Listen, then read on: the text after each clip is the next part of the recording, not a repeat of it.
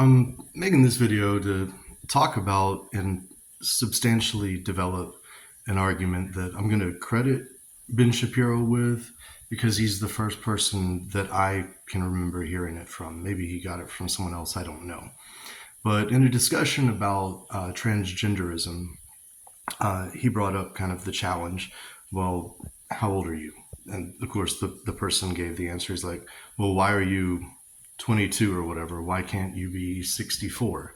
Uh, and the point there is pretty obvious. And the response that the person gave, of course, is, oh, well, that's completely different. And I have kind of repeated that challenge a couple of times myself in a couple of conversations that I've gotten into about the whole transgender issue.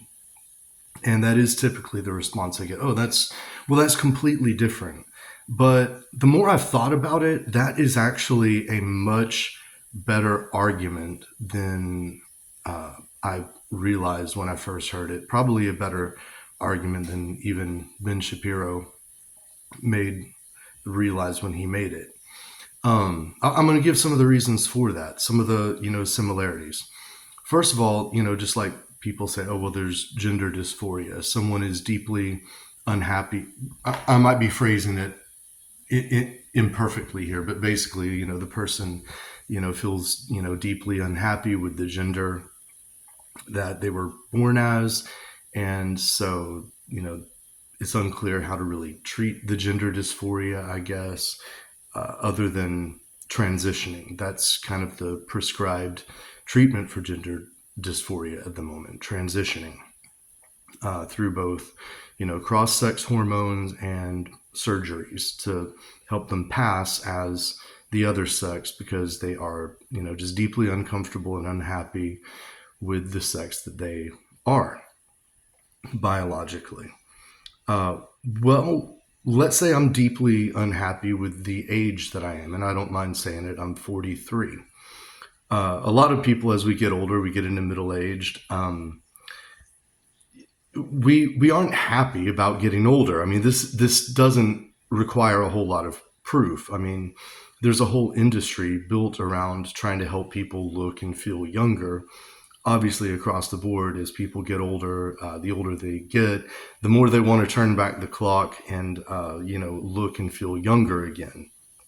Of course, women and increasingly men buy all kinds of anti-aging creams and products. And let's say I go to a psychiatrist and I just express, I'm feeling very depressed because I'm 43, but, I identify as, 28, let's just say. And I really feel 28 or whatever.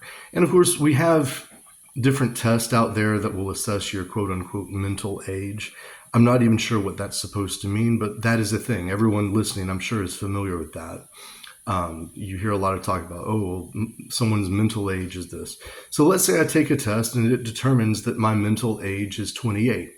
So just like someone has an incongruity between the gender that they feel that they are mentally or whatever, right?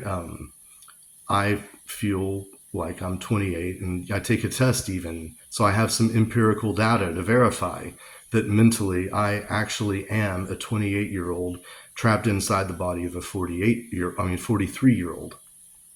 Well, there's really no treatment aside from transitioning, right? It is obviously you could say, oh, well, you should just accept the age you are. That would be like saying you should just accept the gender you are. But of course, the dysphoria persists. And for someone that's middle-aged like me, yeah, I can think of I can try to tell myself, oh, well, the nice thing about being over 40, or, oh, yeah, I can try to play mind games, but I'm still unhappy, let's say, with being 43. And I just feel like I would be so much happier if I could live my life as a 28-year-old. I probably would be. I'll be honest. I'm not happy about starting to get lines and wrinkles. I'm not happy about, the fact that despite being on testosterone, which I'm going to get to in a minute, I still have a lower sex drive than I did when I was in my 20s.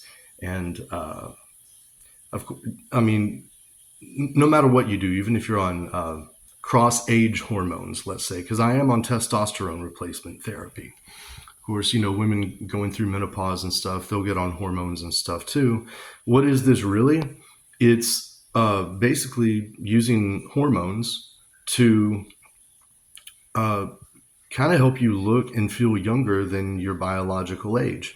How is that really significantly different from attempting to transition from one sex to the other by taking cross sex hormones? So, if I was a man identifying as a woman, maybe I would take estrogen in an effort to, I guess, look and feel more like a woman.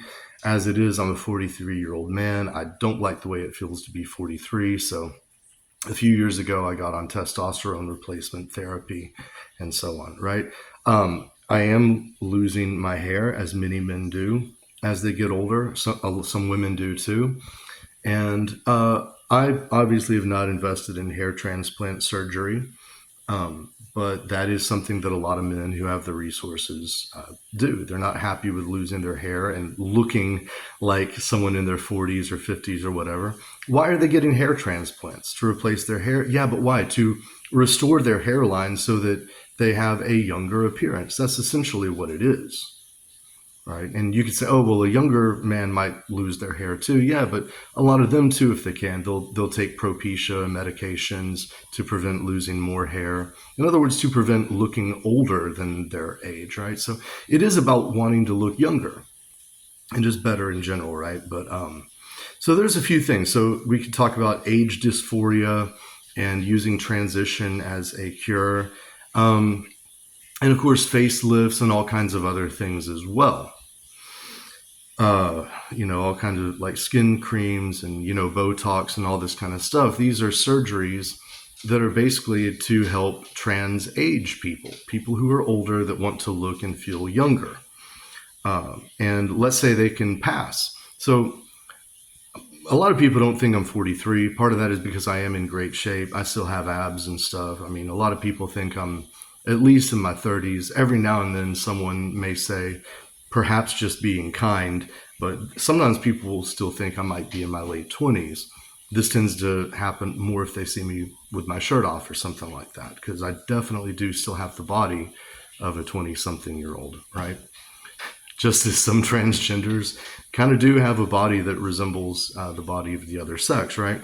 And so they're passable. So I might be able to pass as younger. A lot of older people will still wear the clothes or dress in a way that you would normally expect someone younger to dress to appear kind of younger and like you're still cool or whatever. Now, we could get into some things like, how do you define age biologically, right? And so you could point to rare medical conditions, kind of like people talk about these rare chromosomal disorders or the very rare cases of intersex individuals. I mean, you could find very rare medical cases too of people who have some condition that makes them age faster, or maybe some people age slower because of their genetics or whatever. So what is age biologically? So you could kind of start to make the same kind of argument by the same types of arguments that really age is more of a social construct. There's really no biological basis for age. Or just like they try to make a distinction between sex and gender, but yeah, there's a biological and a socially constructed component. Maybe we could do the same thing with age, right? Because, of course, maybe there is such a thing as biological age. But then again, there's kind of the socially constructed aspect. Like, this is the style of dress that, teenagers typically don. And then this is how older people usually dress. Sometimes if some old lady is still dressing like a teenager with like, I don't know, midriffs or halter tops or mini skirts or whatever, someone might say to her, like, why don't you just dress your age? Or if an older man is still kind of acting like a frat boy or something, people might tell him, act your age, right? So there's definitely a socially constructed dimension to what we call age. And so I might say, well, even if I can't biologically change my age because it's determined by the year I was born. And maybe there is some kind of cellular, I don't know, I'm not like a geneticist who specializes in the aging process or anything. But I'm just saying, I think similar arguments probably could be made. And so let's say it's like, yeah, so I understand that I can't actually change my biological age, but I do want to change my I don't know what the other word for it would be to reflect the similar distinction that some of these people are trying to make between sex and gender.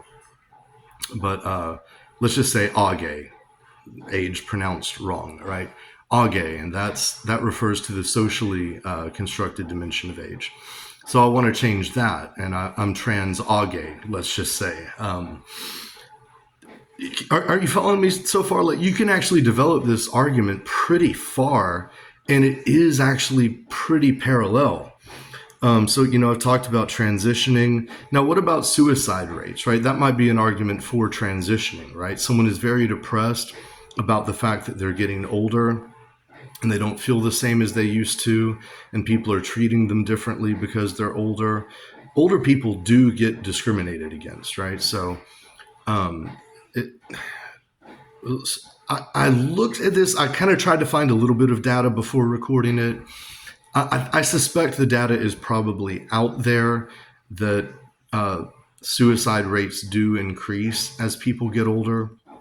I did kind of look it up, and I did find one little article that was kind of talking about certain groups that might be more affected by suicide, and one of the groups was like middle age. So I guess people are more likely to commit suicide as if they get into middle age. So a therapist might ask the question, well, would you rather have a living 28-year-old son or a dead 43-year-old son, right? So if I don't transition, maybe I'm more likely to commit suicide, and therefore, I'm going to take, testosterone, get hair transplant surgery, get Botox, and, maybe a facelift or something, use skin creams, and, dress like a younger person and try to pass or socially transition. And I will just go around identifying as 28. I'm 28. That's what I identify with. I'm going through a transition process that involves both hormone treatment and surgeries. So really, how is this any different? Really, how is this any different? So when people say, oh, well, you can't just identify as another age, that's completely different from identifying as the opposite sex or gender or whatever. These are just some other things that you can bring up, I think, because I really do think that this is a stronger argument than people may think. Now, I don't think it's necessarily an argument against the whole transgenderism ideology. It just points out, well, if you're going to accept that, why would you not also accept this? And maybe some people will want to make the case that you should. Maybe transageism or transageism or whatever is a thing, and maybe it should be recognized, and maybe a 43-year-old by myself really should be able to identify as a 28-year-old and even have my age on my driver's license changed to reflect that. Of course, I might want to identify as 67 so I can just go ahead and get, Medicare, Social Security or whatever, and retire a little bit early because, hey, I feel like a 67-year-old trapped in a 43-year-old's body, right? I don't know, but it is a very interesting argument. I haven't heard it developed to this extent by anyone else. But I'm crediting Ben Shapiro with kind of the original, kind of basis of the transageism argument, just because he's the first one I've heard use it. But I want to know what some people think about, regardless how you feel about the transgender issue. Like, if you do think that transgenderism and transitioning and all this is legitimate, then is there any reason you can really think of, after everything I've just said, that really makes this an illegitimate argument? Like, if you support someone's ability to transition their sex or gender, why would you say they can't also transition and identify as an age other than what they are? Because to me, I pointed out several parallels. It's not totally different. Of course, it's not exactly the same thing, but the two claims of having age dysphoria versus gender dysphoria and the whole transitioning process and everything else is pretty similar and does have quite a few parallels. It seems to me that it would be hard to accept one and reject the other. Now, maybe you should say we should reject both. No, you are the sex you are the age you are. Or maybe we should say the opposite. Maybe we should say, no, you can change your gender. Yeah, you can change your age, or at least you're agay, or you can identify as being a different age, or socially transition, medically transition through hormones and surgeries, and actually present and pass and identify as an age other than your biological age. But it seems to me that you can't like defend one and not defend the other as well. It's either both or neither. It seems like to me, unless anyone can point out a really critical distinction I haven't thought of that really does make one radically different from the other. The more I've thought about it, the more I think that that is actually a legitimate argument. So I just wanted to put this out there, see what people think, and maybe we can develop this line of thinking further. Peace.